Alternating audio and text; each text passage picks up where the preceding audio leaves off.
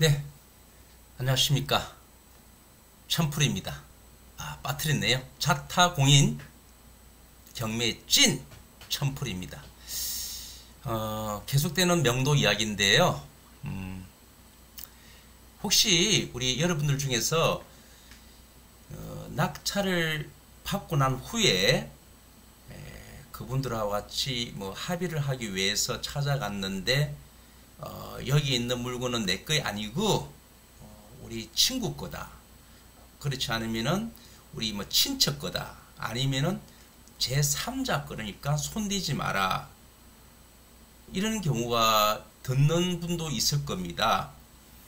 저 역시 현직에 있을 때 물건을 압류하러 간다든지 명도하러 갔을 때는 그분이 물건을 안 가져갔을 때는 이분을 갖다가 압류를 해가지고 유체동산 경매를 처분해야 되거든요. 근데 그분들은 이 물건은 제3자 거다. 자기 게 아니다. 그렇게 이야기하는 경우도 있습니다. 혹시나 우리 낙찰되신 분들이 그런 경우가 있는 줄은 모르겠는데 그런 경우가 종종 있습니다. 자, 제가 분명히 말씀드리겠지만 채무자가 제가 항상 이야기를 합니다. 명도는 안 되는 명도가 없다. 명도는 다 된다. 법이 그렇게 만들어 놨고 있습니다. 여러분 한번 생각해 보십시오. 이런 물건이 제3자 거래 해가지고 명도가 안 된다. 그럼 어떻게 하라고요? 어떻게 합니까? 집행을 담당한 제가 그 물건을 저희 집에 갖다 놔야 되겠습니까? 채권자는 집행해달라고 난리인데. 절대 그런 게 없습니다. 우리가 민사집행법에 보면은 189조라고 있어요. 거기 보면은 유치동산 집행할 때 채무자가 점유하는 물건은 집행이 된다고 되어 있습니다. 즉 채무자가 점유하고 있는 거, 자기가 지금 점유하고 있잖아요. 거기서 먹고 자고 숙식을 하지 않았습니까? 그 물건이 제3자 물건이든 간에 자기가 점유하고 있으면은 집행이 된다는 겁니다. 즉 그 물건을 밖으로 반출돼 가지고 안 찾아가면 환가 처리한다는 겁니다. 경매 처리한다는 겁니다. 그런데 제3자 물건이라고 주장하면은 채무자가 주장하면은 그 물건을 가져가면 되잖아요. 자기가 어디서 보관하든지 제3자가 와서 가져가든지 가져가면 됩니다. 자기가 점유하고 있으니까 그 물건은 자기가 가져가면 되잖아요. 왜냐하면은 경매는 부동산만 낙찰자한테 인도해 주는 거지 그 안에 있는 동산까지 인도해 주는 건 아니지 않습니까? 그래서 만약에 채무자들이 이 물건은 안 가져가고 자기가 스스로 안 가져가고 제3자 거니까 나중에는 그 사람이 나타나면 손해배상 청구할 수 있다. 땡! 걱정하지 마십시오.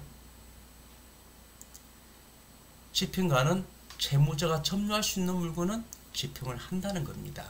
제3자 물건이라도. 그러니까 여러분들이 혹시나 낙찰 받고 난 후에 이런 분들이 있습니다. 이 물건 다른 사람 겁니다. 하다가는 손해배상 들어올 겁니다. 안 됩니다. 자기가 가져가면 되는데 가져가지도 않으면서 이런 식으로 낙찰자한테 이야기하고 또 어떤 경우가 있습니까? 이 물건 빨간 딱지 붙여지가 있습니다. 내게 아닙니다. 빨간 딱지 붙이가 있어도 채무자가 집행관실에 이전 신고하고 가져가면 돼요. 가져가면 됩니다. 그리고 빨간 딱지가 붙었던 파란 딱지가 붙었던 채무자가 점유하고 있지 않습니까? 점유하면 그것도 또 매각의 대상이 됩니다. 즉 딱지 붙인 사람을 빨리빨리 경매 진행하도록 하고 그분이 안 하면은 또 법원 집행관실에서 이거를 진행하는 방식이 또 있습니다. 제가 여기서 말하고 싶은 말은 이겁니다. 채무자가 점유하고 있는 어떤 물건이라도 누구 거라도 집행관은 집행을 한다는 겁니다.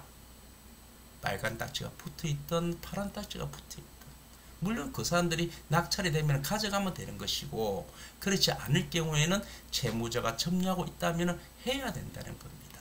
자, 여기서 여러분들이 제한테 질문 하나가 왔어요. 저번에 제가 유튜브를 하고 난 뒤에 문자 하나 온 게 있는데, 가급적 댓글은 밑으로 달아주면 되는데 문자 오도 관계는 없습니다. 그런데 너무 긴 내용은 문자로서는 제가 답변을 할 수가 없습니다. 그러나 이거는 간단한 내용입니다.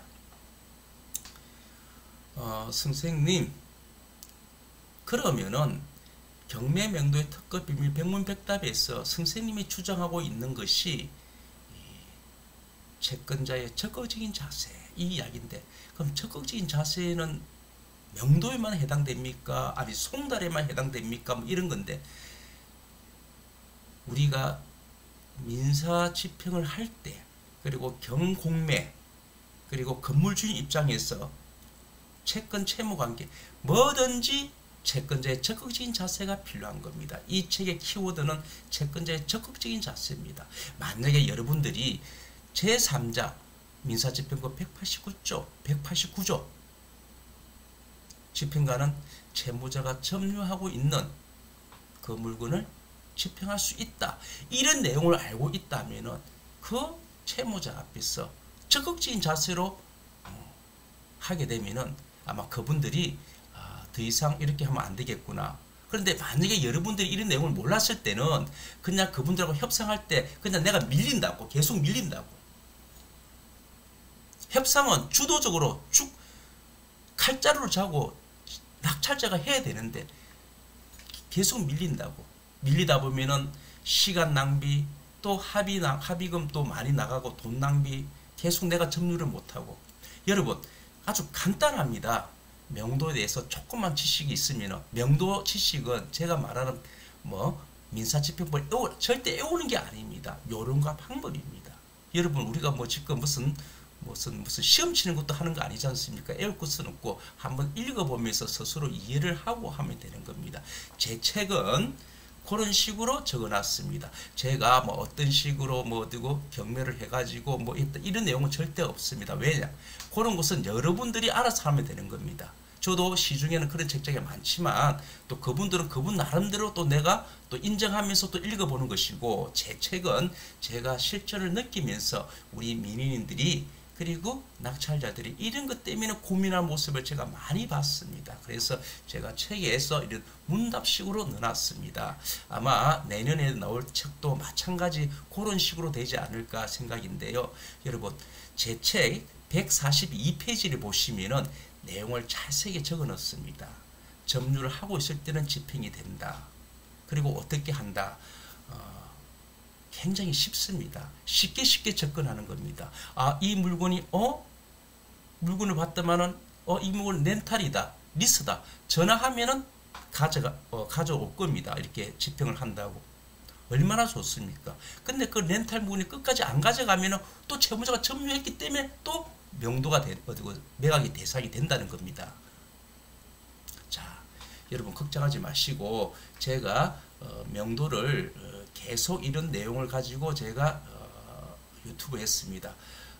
조금 있다가 또 다음에는 명도보다는 또 다른 이야기, 경매에 대한 이야기를 하면서 또 명도로 넘어오는 이런 이야기를 하겠습니다. 지금 제가 봤던 내용이시 제3자 물건을 주장하더라도 집행은 된다. 그것을 채무자에게 알려주라는 겁니다. 그래야 자기 스스로 이사를 가지. 여러분들 이걸 이야기하지 않으면 안 돼요. 그래서 명도 지식이 조금 필요해야 되는데 여러분 명도 공부 좀 하셔야 됩니다. 어떻게 하냐고요? 제 책 보시고 첨불TV 유튜브 읽어보시면 됩니다. 꼭 구독, 좋아요 부탁드릴게요. 네, 다음 시간 뵙겠습니다.